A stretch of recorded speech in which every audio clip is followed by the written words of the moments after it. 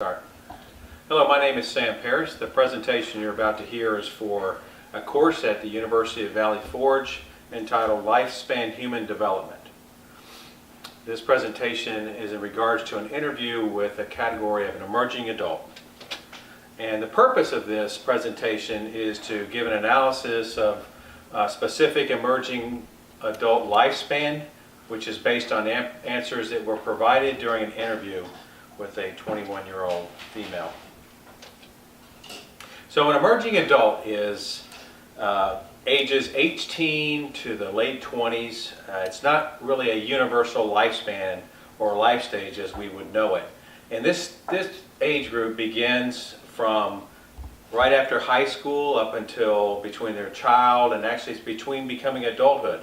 These individuals are not really financially secure, nor are they emotionally secure. And it's a time in which they are using it as a trial for exploring life and its different pathways and what they will seek in their careers, in their life as they grow older. These are some of the questions that I asked the individual in regards to her education, what her status was, what she felt about education in general, what her health status was, what type of personality she had, and then also her relationships as they related to her current friends at school. She's a college student, as it relates to her parents, and also it relates to a significant other if she had one. And then finally, did she regard as her outlook for her future? Did she have any goals, or was she just taking things day by day? Here's a little bit of background information on the interviewee. So this was a 21-year-old female. She is a senior at Radford University. She was in very good health. She is home for the summer. She was taking summer courses online, and she was also working 2 jobs. And then finally, as I mentioned before, she is in a committed relationship. It's a distant relationship. She said they lived about an hour apart. So we'll start off with the educational analysis here. And so, as I mentioned, she's going to Radford University, but she is also an honor student at Radford University. She's majoring in criminal justice and also pursuing a minor in Arabic. And she seemed to have a very good balance of not just being involved with her school or friends, but she was involved in sports club, playing soccer. She was also involved with other clubs which involved volunteer work. And she also had joined a sorority, which she had been involved with for about 3 years. When asked about her overall goal or what she felt of education in general, she said that her goal was to continue to broaden her knowledge in the field of her study. And she said that knowledge means everything to me, and which is why I never want to stop learning. Which I thought for her age group, this was probably more remarkable than what we normally would hear from an emerging adult. So she was very much into what she was studying. So she felt very connected to what she was studying. Here's an analysis based on other peers of her age and some of the references I use. And so today, in today's world, for college, education and college are more important than ever to get a decent job. It's pretty much the norm to have a degree of some type. And what I found interesting through our readings and study is that there's less than 1/3 actually complete a degree. Here's some other comments that our author Belsky said on college, which I thought were kind of on, and I'll kind of now analyze those as it related to our interviewee. The first thing she said was you should connect your classes to your future careers. And what I found with the individual is that she not only connected with her class because she knew what she wanted as far as her goal and in regards to criminal justice. She aligned herself with volunteer work within her community through Prince William County government. And she also focused on an internship that would allow her to get more information about the types of things that she was interested in. Participating in an internship in Washington, D.C., which involved going to several of the agencies to include the one that she felt most attached to, which was FEMA, the Federal Emergency Management Agency. So she was very well connected to with her classes, what she was taking, and to what she wanted to achieve in her goals. The second thing that Belsky says is you must immerse yourself in the college milieu, which means to not just be focused on college, but you need to be well-rounded and use those years. And so as I compared that to the interviewee, she was very involved with volunteer work on campus, as she was back home in the government, Prince William County. She was also involved in sports, which kept her health going and kept her active. And then finally, she was in academic clubs and a sorority club. So she had a good spread of different friends and peers and across the spectrum to be involved with on campus instead of just focusing on her degree work. And then finally, Belsky said, capitalize on the diverse human connections that college provides. And I think she did that by involving herself with multiple different types of clubs, with different groups, with different personalities. And I'll read this statement that the interviewee said. She says, developing yourself and making friends within either your personal world or your social world becomes a huge advantage for individuals of my age. In general, she says, I feel I have set myself up to be successful. I continue to work hard not only in my professional relationships, but my social ones as well. So I think she was well-rounded and had the right approach, and it seemed to align with what a lot of our references were saying to be successful. Moving on to the health assessment. So with the health assessment, what the individual said was, well, first it was very apparent that she was very active and she was health driven. She currently runs 45 minutes a day, and she said she was very focused on BMI, which is body mass index, which isn't, for your normal person. Some of those are really involved with physical exercise and their appearances and staying focused. So that to me stood out. Additionally, she's a non-smoker, she's very health conscious of what she wanted to accomplish for her own health goals. I felt that she was probably more concerned about her weight than needed to be. She was very underweight for most of her peers on the very bottom, I would think. But still, yet she felt like she would overeat. And that is why she measured her body mass index, but it seemed to, for her, work because she's very active, even though she said she snacked a lot. But anyways, I'll go on to some concerns she said. She said there was a concern that she had for obesity and technology that kind of went hand in hand. And so I'm not sure if that was part of her studies that she learned, but she seemed to be very educated on the topic.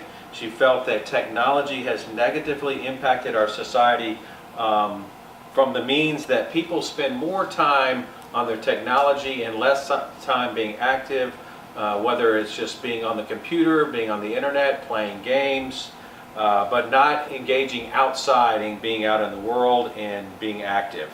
And so she was well aware of the impact that this was having on people and society. And her overall attitude, she felt, was just you look good and you feel good.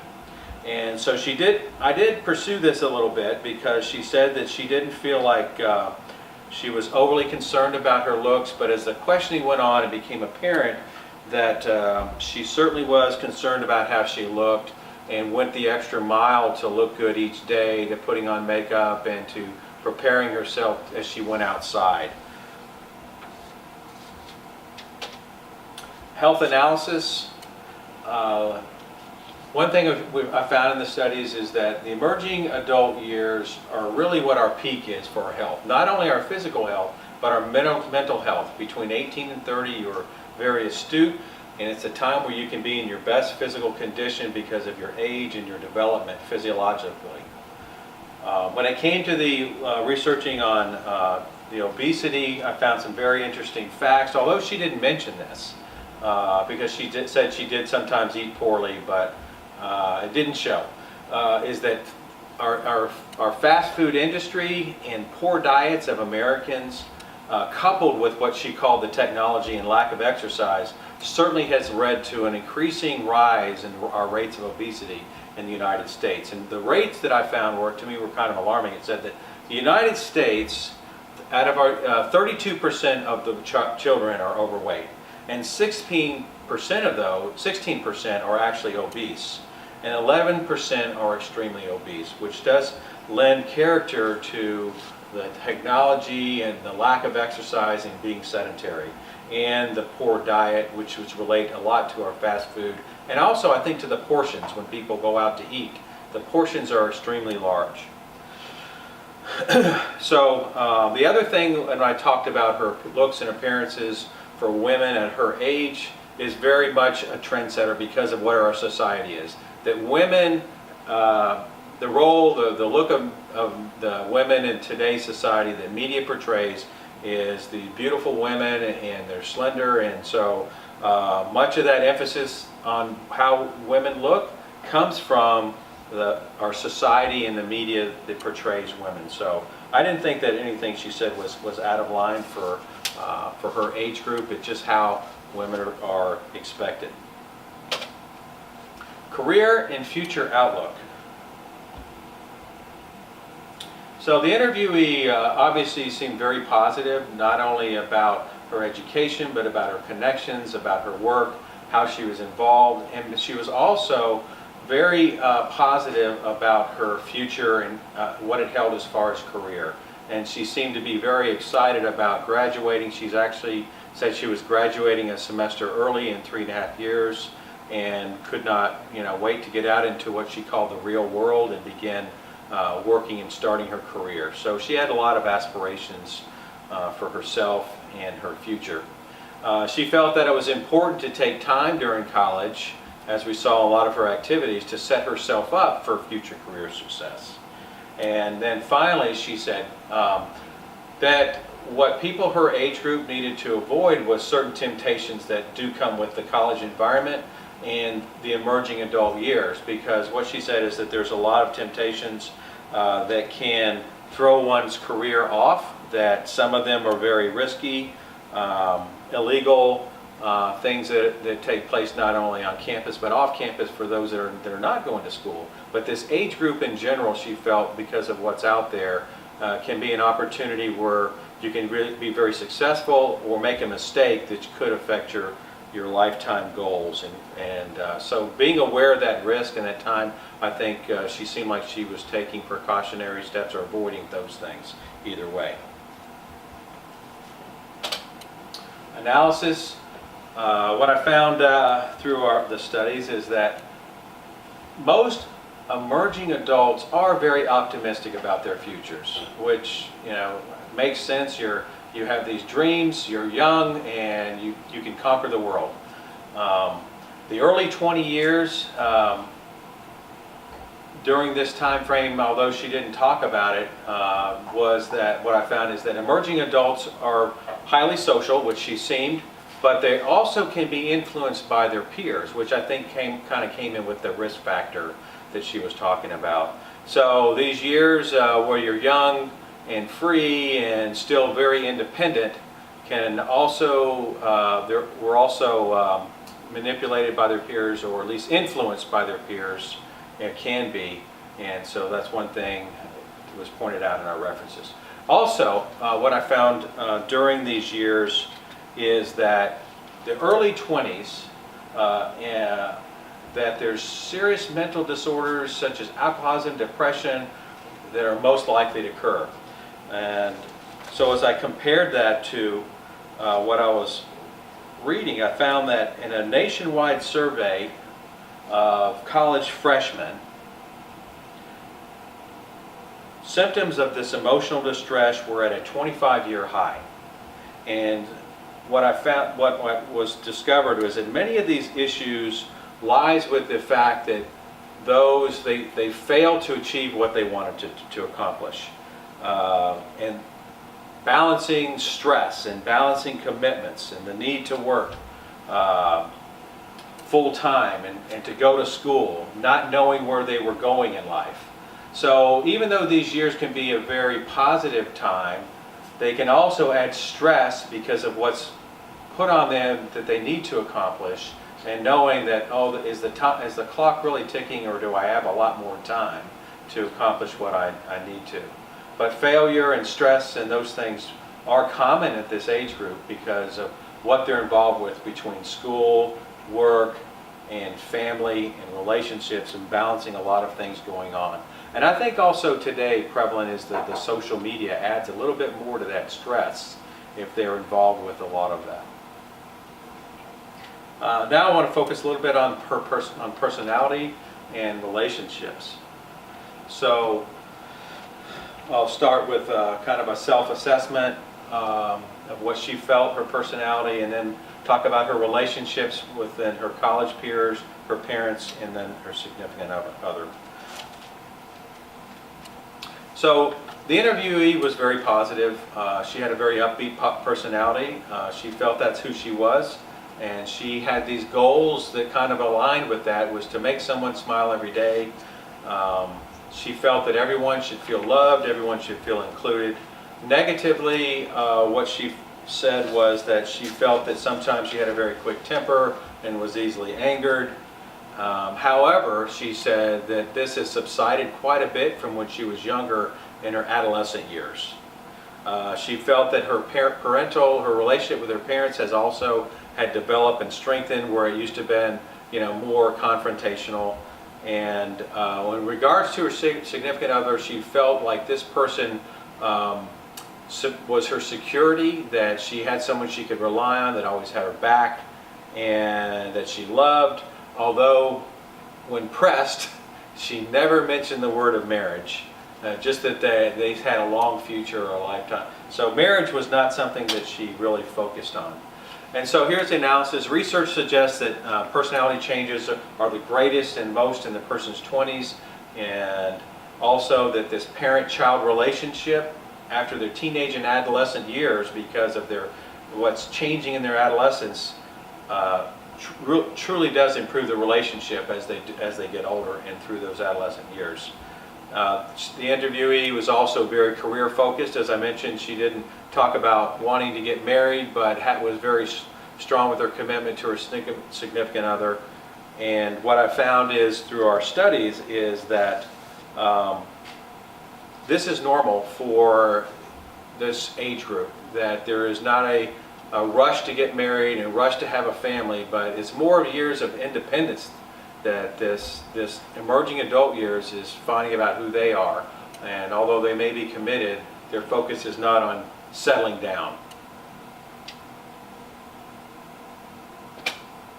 So in conclusion, I just want to say this, that emerging adulthood it varies from individual to individual, because it really is a years of individualism that each person is trying to figure out. So it may vary from person to person just because of what their goals are.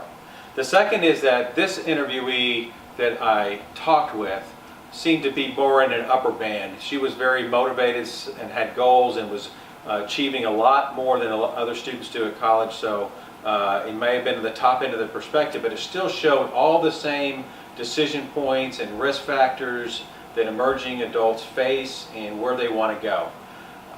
Her focus, as many emerging adults in this group, is her health, her career, and her future. It wasn't about, as I mentioned before, rushing in, getting married, and starting a group. It was all about what they needed to accomplish.